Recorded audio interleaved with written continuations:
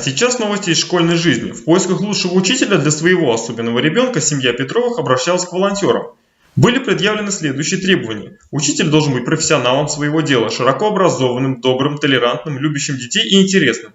В поисках такого педагога волонтеры побывали в разных школах. Они увидели много достойных учителей. К счастью, такой педагог нашелся в Чебоксарской школе для обучающихся с ограниченными возможностями здоровья номер 2 Минобразования Чувашии. Это Матьянова Ираида Васильевна, учитель чувашского языка. Об этом репортаж нашего спецкора.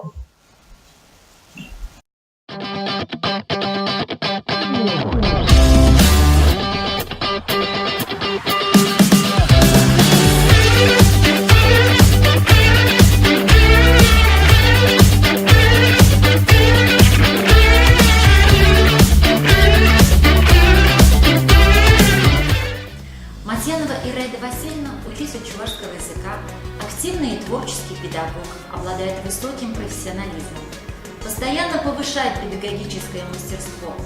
В 2018 году стала призером республиканского конкурса открытых уроков среди учителей чувашского языка, победителем всероссийского мастер-класса учителей разных, включая русский языки, в городе Москва.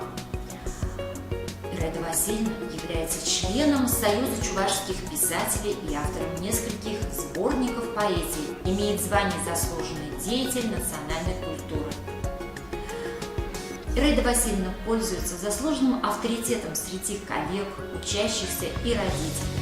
Общительная, жизнерадостная, творческая личность, заслуживающая уважения как со стороны коллег, так и учеников. Дети любят Ираиду Васильевну, любят ее предмет.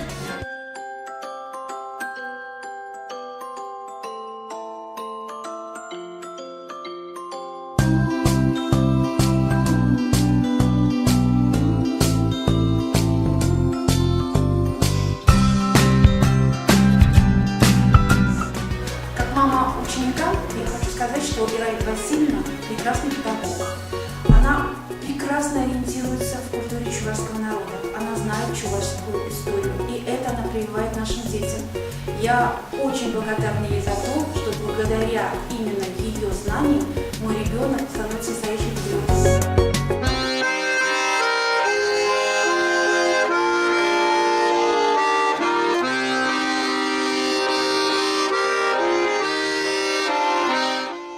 Мы ценим нашу коллегу Ираиду Васильевну за ее профессионализм. Она использует разные современные образовательные технологии.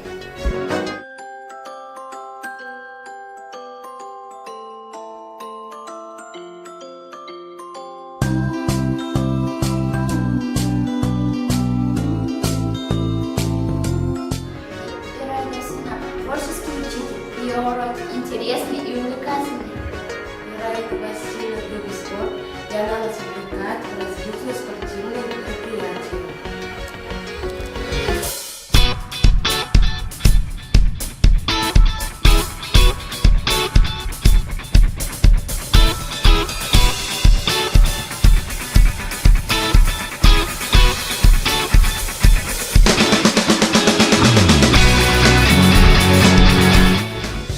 Ираида Васильевна наш любимый классный руководитель. С ней интересно проводить вечера, мы часто выезжаем на экскурсии и устраиваем чаепитие.